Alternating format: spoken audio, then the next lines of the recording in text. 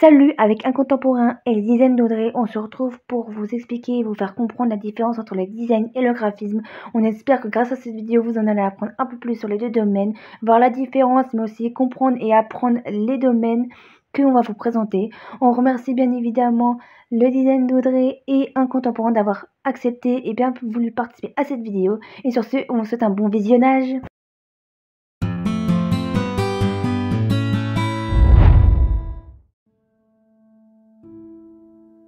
Petit clap, un petit deuxième. Salut les artistes, ici Un Contemporain, et je réponds à quelques questions posées par Blabla sur le design et les arts appliqués. C'est parti. Alors j'ai déjà donné une définition du design sur ma chaîne, en détail. Là on peut faire un truc un peu plus soft, un peu plus concis. Je tire d'ailleurs cette phrase d'un petit bouquin pour enfants, qui expliquait le design aux enfants, d'ailleurs plus précisément, c'est une dame qui a fait ce petit bouquin, je me souviens plus du tout de son nom, mais je le mettrai peut-être dans les commentaires de cette vidéo, histoire que vous l'ayez. Elle avait dit que c'est très intéressant, elle avait dit que le design c'était le fait de dessiner à dessin. À dessin, D-E-2-S-E-I-N. C'est-à-dire dessiner dans un but. Dessiner avec l'objectif de. À dessin. Et je trouvais que c'était hyper clair, hyper simple, hyper efficace. Dessiner à dessin. C'est-à-dire que si je fais un petit dessin, un petit croquis, un petit truc dans l'objectif de faire un produit, une petite maquette, un petit quelque chose, c'est du design. Si je dessine pour faire un petit bonhomme, pour faire de l'art, pour faire une peinture, ça n'a plus rien à voir. On n'est plus dans le design, on est dans l'art. Donc là, je trouvais que c'était hyper efficace, hyper clair. Le design, c'est dessiner à dessin, tout simplement. Alors pour moi, le graphisme, il a pour objectif principal d'être au service de l'information.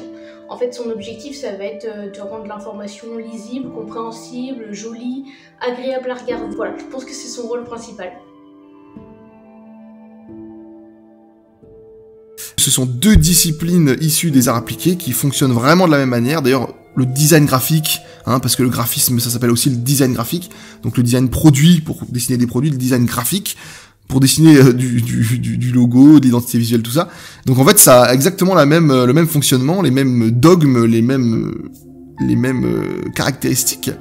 Donc non, il n'y a pas de différence avec le graphisme, bien que il y a quand même quelques petites variations. Voilà, l'aspect technique, physique d'un objet, voilà, n'intervient pas dans le graphisme, puisque le graphisme, on va plutôt faire, je dirais, des choses qui sont digitales ou imprimées.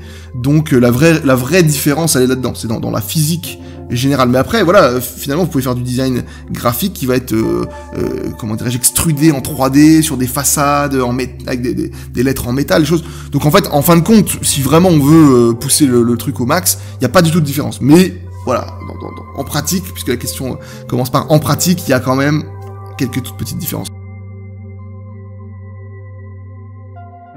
Alors les deux domaines sont relativement larges. On parle de design graphique, donc pour moi les deux vont ensemble, donc oui, ils sont remplis de points communs. Non, je pense pas du tout, il n'y a pas du tout de matériel nécessaire, enfin le minimum, c'est-à-dire une feuille et un crayon, parce que si t'as pas ça, tu peux pas dessiner. Or, toute la base, c'est de pouvoir dessiner.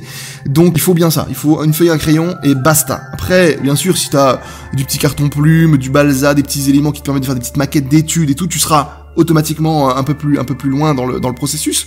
Mais je pense que l'idée et la mettre en forme sur un papier suffisent largement, et je pense que pour progresser, après ça dépend de qu'est-ce que tu cherches à faire. Tu veux être professionnel, tu veux faire ça pour ton propre plaisir, tout dépend du projet, j'allais dire, mais en fin de compte, il y a besoin de rien à part de la matière grise, une feuille, un crayon, et le reste c'est du bonus. Je pense que plus on va se professionnaliser, plus on va avoir besoin d'outils professionnalisants. Donc sur les ordinateurs, la suite Adobe, donc avec Illustrator, Photoshop par exemple. Eh bien, les voies possibles, il y en a tout un tas a priori. Je dirais qu'il y a déjà la voie autodidacte. Alors, est-ce que c'est la meilleure? Ça, c'est un débat que je ne lancerai pas aujourd'hui. Mais en tout cas, il y a la voie autodidacte. Première voie. Deuxième voie, il y a les écoles d'art appliquées. Je pense que ce sera, à mon avis, la meilleure voie. Privée ou publique, il y a un peu de tout. Aujourd'hui, il y a des différents diplômes, des bachelors, des DNMAD, des masters, tout un tas de choses qui concernent les métiers du design, parce que tu poses la question sur les métiers du design, c'est-à-dire le design graphique, le design produit, le design de mode, le design d'espace, ce qui me concerne, et toute autre formation sur le sujet. Il y a également donc les écoles publiques, je pense à certains lycées qui proposent des BTS, alors aujourd'hui ça peut être des BTS, ça peut être des licences, des choses comme ça. Moi je parle de mon époque, ok, qui est un peu lointaine maintenant. Donc ouais, je pense qu'il y a au moins ces 3 voies possibles. Est-ce qu'il y a autre chose? Je pense que les beaux-arts aussi permettent d'y accéder. Les beaux-arts, c'est une formation qui est plus dirigée vers l'art plastique, mais je pense que la plasticité est très importante dans le design, et en fin de compte, alors même si on a en art appliqué, je pense que l'art plastique des beaux-arts est un petit peu plus libre, amène à pas mal de petites choses. Mais à mon avis, voilà, je pense que si je dois résumer ma pensée, c'est que la meilleure voie, c'est les arts appliqués, et après voilà, il y a ces voies auxiliaires, l'autodidacte et les beaux-arts, je pense. Plus tout ce qui est parallèle à ce que je viens de dire et que j'ignore peut-être ou qui ne me vient pas à l'esprit. Alors il existe beaucoup d'écoles de design, ça va souvent être des écoles privées. On va avoir l'ISA, l'ECV, même les Beaux-Arts par exemple, dans lesquelles on va pouvoir se former au design et au graphisme plus globalement. Les débouchés, ça va être sur des métiers de graphiste, infographiste, directeur artistique, même illustrateur, ou motion design si on veut. Il y a beaucoup de possibilités. Après, c'est vrai que c'est un secteur qui reste quand même assez bouché parce qu'il y a pas mal de professionnels pour une clientèle moindre. Eh bien oui, je peux vous en dire plus parce que c'est mon métier, le design, en l'occurrence le design d'espace, et je bosse dans l'univers du design. Vous voyez, là j'ai une chaise Pantone, j'ai une chaise AI de Philippe Starck, quelques algues, des bourrelecs. Là je suis dans notre boutique de design ici à Épinal, dans les Vosges. Donc je travaille dans plusieurs pans du design. Le design d'espace pour ce que je fais pour les clients, hein, c'est-à-dire voilà, de l'architecture d'intérieur, de la rénovation, du projet. Donc là, il y a ce pan-là dans mon quotidien. Et le design, pour le coup, vraiment le design pur et dur, mais la vente et non pas la conception. La vente, la conception peut-être un jour. Donc, bien sûr, le quotidien, il est fait de plein de choses. Le quotidien n'est jamais le même. C'est tout l'intérêt, je pense, de ces métiers-là, c'est que c'est un quotidien très riche. Et la conception, ce qui est super intéressant, c'est de faire des projets hyper différents d'un client à l'autre, quoi.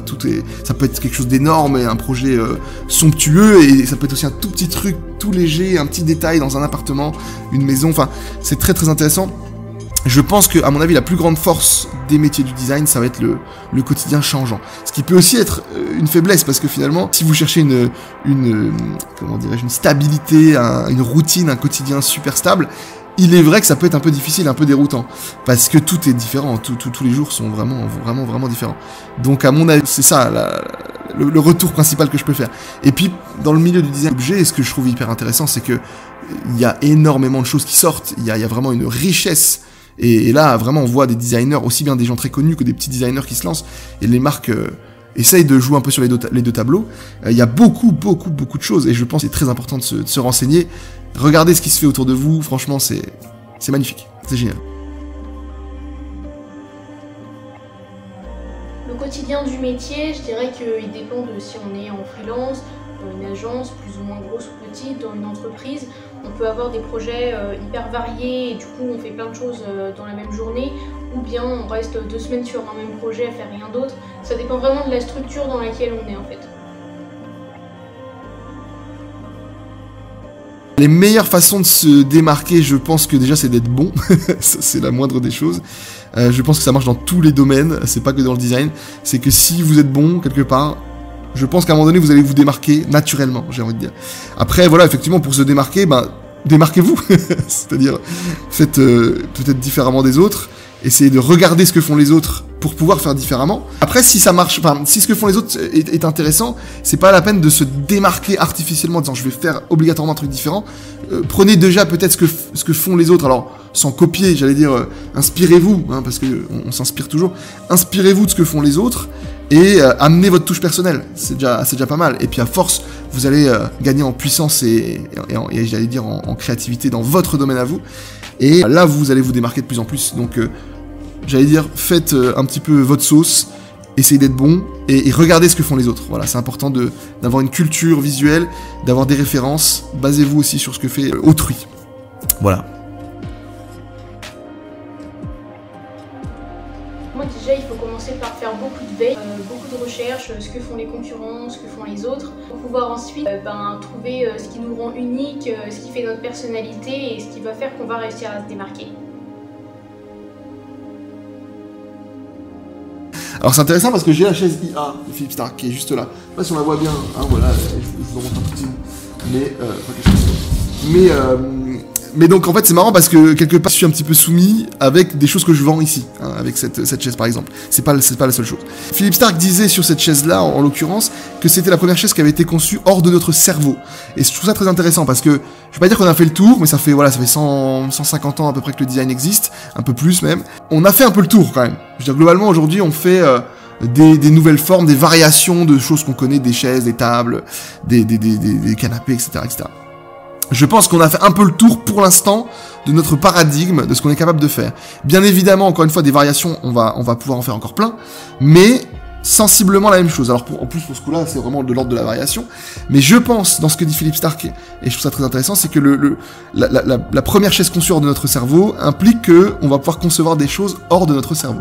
Et c'est là peut-être qu'on va pouvoir aller un peu plus loin. Alors, j'ai pas dit que c'était formidable et tout, c'est évidemment ça va poser quelques problèmes, mais je suis quand même pour le fait que ce soit un outil. Donc pour moi, comme c'est un outil, à mon avis, il faut l'utiliser. Voilà. Et on va essayer d'en faire le tour aussi, voir tout ce qu'on peut faire avec. Donc pour répondre à la question, oui, je suis plutôt pour. J'aime pas forcément le lot de chômage que ça peut apporter au métier. Donc ça, c'est un petit peu problématique. C'est-à-dire que politiquement parlant, c'est pas le top du top, l'IA.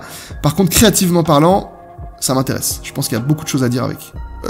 Oui, je pense que ça aura un impact important, aussi bien pour la rapidité d'exécution que ça propose, c'est-à-dire de vraiment créer des propositions hyper rapidement, pour vraiment pas perdre le workflow, comme on dit, vraiment la chose où l'énergie cérébrale, où on a des idées, et en fait, des fois, le fait de passer des heures sur un dessin ou sur une 3D, etc., ça peut un peu nous faire perdre cette énergie-là, et je crois que l'IA, avec son lot de rapidité, va pouvoir vraiment permettre de garder ce workflow et d'être vraiment très pertinent, d'être vraiment très efficace.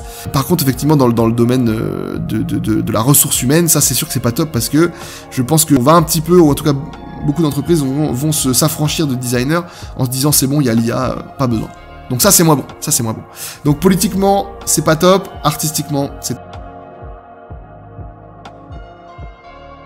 L'art en général, ça comprend plein de disciplines, donc je pense que ça peut toujours être pratique d'utiliser un petit peu l'IA. Oui, il y a plein d'aspects sur lesquels ça peut permettre d'apporter de l'aide. Après, voilà, il faut doser, je pense. Est-ce que ça aura un impact sur notre métier ? Je pense que sur le métier de design, oui, parce qu'on aura certainement des personnes qui l'utiliseront beaucoup, d'autres qui l'utiliseront pas. Peut-être qu'il y en a qui l'utiliseront plutôt que de voir un designer. Après, de là, le remplacer, je pense pas non plus, parce qu'un designer, ça a quand même un cerveau, des sentiments, des émotions, ça va trouver des concepts, et je pense que l'IA, elle est pas encore assez affinée pour ça aujourd'hui. Eh bien écoutez, il y a plein de conseils possibles. Le premier, je le disais plus ou moins avant, c'est cultivez-vous. Voilà, allez chercher de la référence dans des magazines, dans des bouquins, sur internet. Aujourd'hui, il y a accès à un monticule d'informations. Donc cultivez-vous, intéressez-vous et soyez vraiment curieux, ça c'est vraiment la base de tout. Je pense que quelqu'un qui veut faire du design mais qui n'y connaît rien, qui s'y intéresse pas, il veut pas faire du design. Pour moi, il croit qu'il veut faire du design, c'est-à-dire l'idée du design le séduit. Mais si vous en êtes là, vous en êtes au stade de j'ai l'étincelle de ok, vous êtes séduit par le design, allez plus loin, cultivez-vous, voilà, achetez des bouquins, achetez des revues, ou louez-en, ou allez dans les bibliothèques, etc.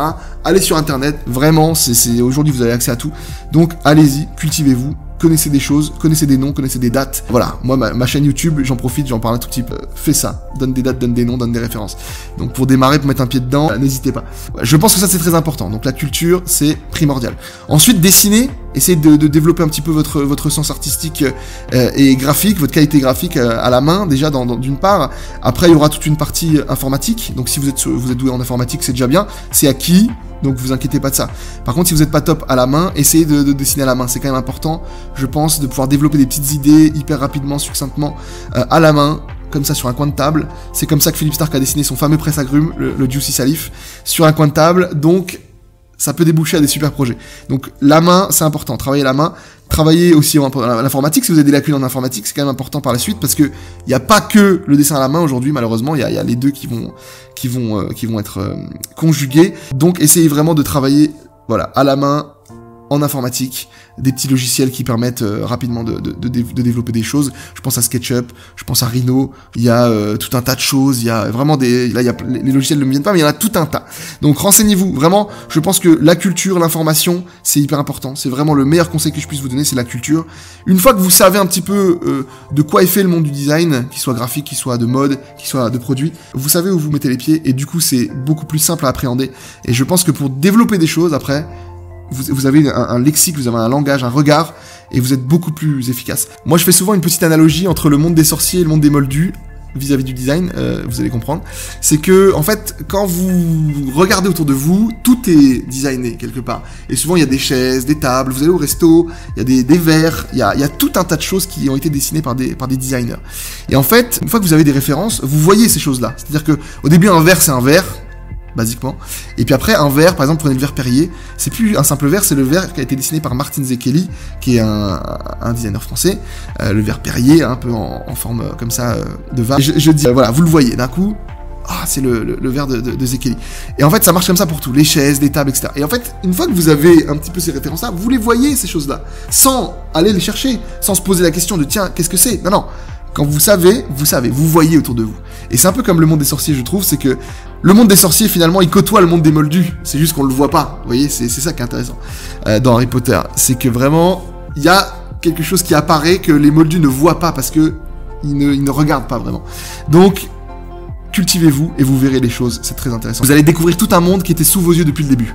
Et ça, c'est très intéressant. Voilà, restez curieux, développez vos compétences, amusez-vous. Je crois que ça, c'est aussi un très bon conseil que je peux donner. Amusez-vous. Et voilà, le design, c'est formidable, c'est la vie. Voilà. Allez, à plus. Portez-vous bien. Je dirais qu'il faut oser, faut tester, faut accepter de se ramasser des fois, de se tromper, essayer encore et encore. Il n'y a pas de raison que ça marche pas, quoi. Faut se faire confiance et voilà.